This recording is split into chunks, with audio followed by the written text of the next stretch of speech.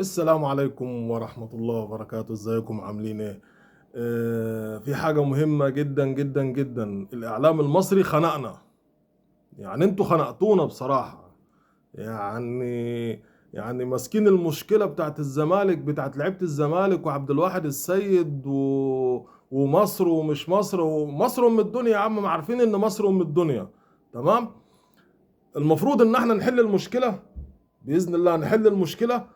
تمام، زي ما تعاقبوا من الاتحاد، من الشرطه الاماراتيه طبعا، عشان الاماراتيه عشان هم غلطوا. تمام. اللعيبه دي عشان غلطت، شلبي والتاني عشان غلط، وعبد الواحد عشان غلطوا على على الناس اللي كانوا شغالين ودول عندهم نظام، والكلام ده الكلام ده كله عارفينه وبالعينه. تمام. بعد ما نخلص من الموضوع، تمام، كمجلس إدارة الزمالك وكإعلام مصري، يا عم جيبهم هنا الأول وبعد كده عاقبهم واتكلم زي ما أنت عايز. تمام، اتكلموا معاهم زي ما أنتوا عايزين، إنما مش دق بقى على المطرقة بقى وهو سخن بقى، دق ودق ودق لغاية ما تكسروا نفسيتهم وتكسروا. تمام كده على كده، دول من مصر، مصريين. دول من مصر قسما بالله ويمين بالله والله العظيم، أنا بشجع وبموت في الأهلي. بس اللي حاصل ده زيادة عن اللزوم، زيادة عن اللزوم. المشاكل اللي حاصلة دي زيادة عن اللزوم. مشكلة بسيطة، تمام، وكبرتوها. واللي كبرها مين؟ الإعلام المصري. تمام، ومجلس إدارة نادي الزمالك. خلصوا الحوار ده، تمام، وطلعوا لنا شلبي ودونجا على خير، وعبد الواحد بإذن الله يطلعوا بإذن الله منها على خير إن شاء الله بإذن الله. وبعد كده اقعدوا وعاقبوهم، اقعدوا وعاقبوهم، يتعاقبوا في الابواب المغلقه. ما يبقاش كده على الملأ، ما يتعاقبوش كده على الملأ. تمام. هو ليه ايه؟ ان هو من العقد بتاعه، خصم له من العقد بتاعه. انت في الملعب بس هتخصم منك من العقد بتاعك، هيتخصم قد كذا. ده الكلام اللي احنا عارفينه. تمام.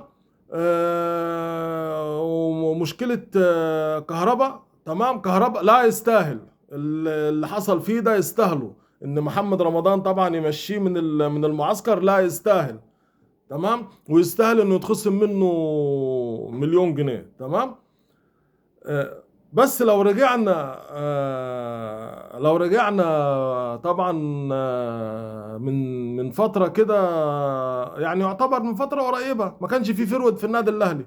وأول ما كهربا المشكلة بتاعته خلصت، المشاكل بتاعته خلصت، وكان بيجهز. تمام، انت يا كولر لعبته فرود عندك، تمام، وابتدى يهدف لك، والامور كانت ماشيه تمام وزي الفل، وكهربا وما اعرفش ايه وما اعرفش ايه.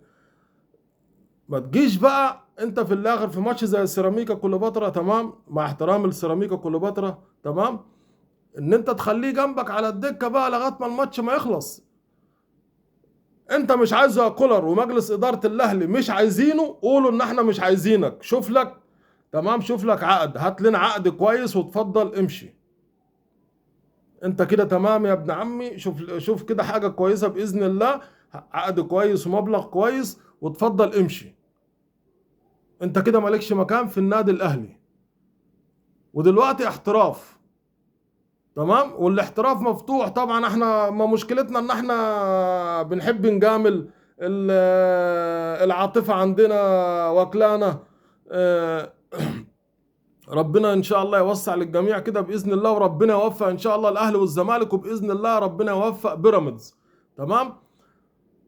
كاتحاد كورة وكتحكيم، حلوا الموضوع، حلوا الموضوع. موضوع التحكيم لازم الموضوع ده يتحل.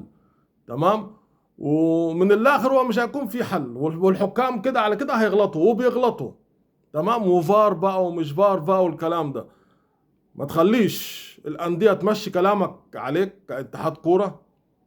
انا عايز الحكم كذا، لا الحكم كذا لا، والاعلام ما يعملش بقى بروباجندا والحكم ده هيحكم وما يعرفش، وعمل كده قبل كده وعمل غلطة وغلط سنة 77 وما يعرفش. يا عم ظبطوا الدنيا يا عم، التحكيم كده على كده ما هيغلط يا عم. انتوا خلوا فيه ثقة ما بين التحكيم وما بين الأندية. ما تخليش الأندية، تمام، كأهلي وزمالك تمام، يمشوا كلامك عليك. انت اتحاد الكوره، انت صاحب، انت اللي بتمشي اللعبه. والسلام عليكم ورحمه الله وبركاته.